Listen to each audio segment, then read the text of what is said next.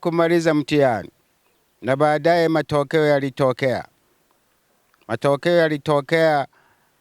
Nimepata English C na Kiswahili C, History D.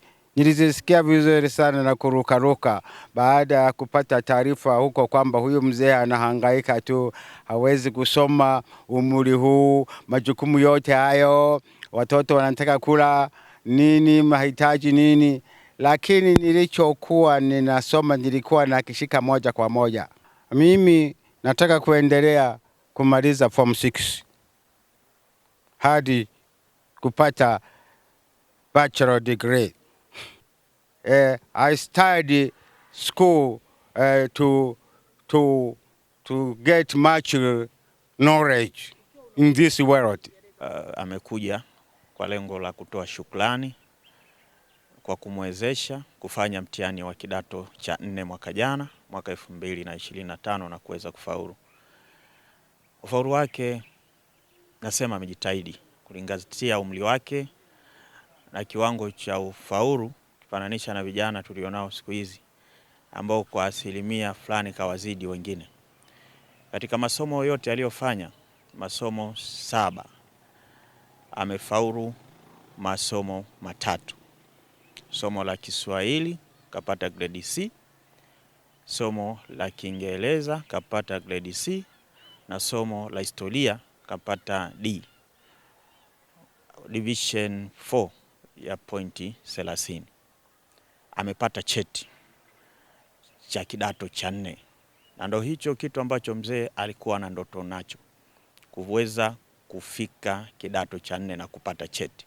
Kwa hiyo kwa kiwango kikubwa mimi nasema amefanikiwa kupata kile alichokuwa anastahili kukipata. Na namkaribisha kwa hatua nyingine atakayotaka kwa ajili ya ushauri wa maendeleo ya kitaaluma. Tafika ofisini, tutaweza kujadiliana naye namna gani ya kufanya ili aweze kuendelea huko mbele anakotaka kwenda. Kwa majina naitwa Mwalimu Fisia Patrick Konzo, afisa elimu kata ya Makanyagio. Lakini kwa siku ya leo namwakilisha afisa elimu ya watu wazima halmashauri ya manispaa Mpanda, lakini pia mwakilisha mkufunzi mkazi mkoa wa Katavi ambaye yupo nje, ambaye ndio mwenye dhamana ya taasisi ya elimu ya watu wazima katika halmashauri yetu ya manispaa ya Mpanda. Naomba kuchukua nafasi hii ya pekee kwanza kumshukuru na kumpongeza mzee wetu kwa hatua kubwa sana ya kufaulu mitihani. Jambo ambalo linaonyesha kwamba katika maisha ndoto huwa hazifi, ila zinaweza zikachelewa.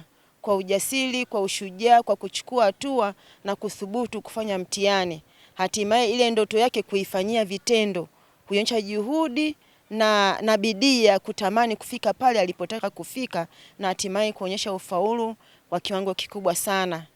Lakini kirudi kwamba mzee ametuachia somo kubwa sana pia, kwamba mtu yoyote yule, umri sio kikwazo, anaweza karudi kuchora upya ramani ya maisha yake ya kielimu akiamua kusoma. Lakini kwa vijana wadogo ambao wapo wanaendelea, na maana kidato cha 1 mpaka cha 4, ametuachia pia somo kubwa sana kwamba uwezo wa kufanikiwa kufaulu mtihani wa kidato cha 4 ni mkubwa sana kama mwanafunzi mwenyewe akiamua na kutia juhudi kubwa sana. Hivyo nichukue nafasi hii pia kama mwakilishi wa taasisi ya elimu ya watu wazima kuasa wote ambao wana nia ya kutaka kujisomea kwamba nafasi iko wazi, milango iko wazi, kwamba umri si kikwazo. Mtu yoyote yule anaruhusiwa kuanza upya kutengeneza ramani ya maisha yake ya kielimu. Kusoma kwa Steven kumechangia hususani tuseme kwamba vijana na rika zote kwa ujumla kuona kwamba kumbe elimu ni kitu cha msingi, elimu ni mahitaji ya kila mwanadamu. Kwa hiyo hata ukizingatia hawa wanafunzi ambao walikuwa wanapiga kona saizi wapo shuleni. Sitaki kusikia zero hapa. Taifa zima limeangalia Rungwe na ndiko amesomea babu, halafu ni mpate zero, na walimu wanapamba na kila hali kuwasomesha. Eti walimu wanapamba.